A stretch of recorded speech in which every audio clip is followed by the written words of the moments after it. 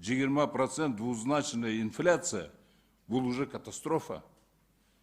Аслер болса, ар айда 20%-ке көтергенге мүмкіншілік беріп отасыңар.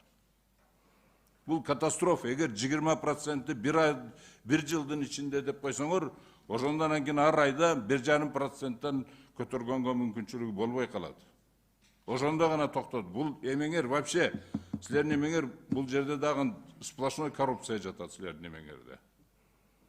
Почему вы не можете спустить до 1 года? 20% бір жылдан ашық болбаш керек деп. Ошол ЭЭП өлкөлөрүнө макулдашууда ошентип жазылган экен. Көгүлө. Силер эмне ЭЭПтин шартыга карап эме кыласыңар? Биз Кыргызстандын шартыга карап иш кылышыбыз керек. Ошон үчүн Силер болсо ЭЭПтин де эле каякта болсо ар түрдүгө эме кыла бересиңер. Это что такое вообще? Анан дагы бир нерсе. Муну я в срочном порядке пересмотрите вот эту норму. В течение месяца 20 дегенде эмес, в течение года не более 20% больше. Азыр сиздердин карооңуздарга келип атат, Кудай. Давайте, ошондой болсо, а я вообще предлагал бы вообще не более 10%. Бир жылдын ичинде. Ошондан кийин тартипке саласыңар. А болбосо булар алып келип туруп ура берет. Экинчи внутренний фактор. Вот внутренний фактор.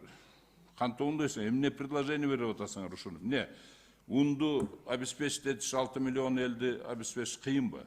Же болсо ошол эле май менен, суу май менен обеспечить кыйынбы? Это же сахар менен обеспечить этиш кыйынбы? Биз эмне крайний северде жашап атабызбы? Мунун бардыгыны 9 эме боюнча жөн эле кылып койсо болот да. Сырьевую базу Минсельхоз может же обеспечить? Запросто. Заводы мы можем поставить. Это же дело техники. Эмне ушуну жасабайсыңар? Минэконом каяка карап отурат. Что вообще тут? Вы все пустили на самотек.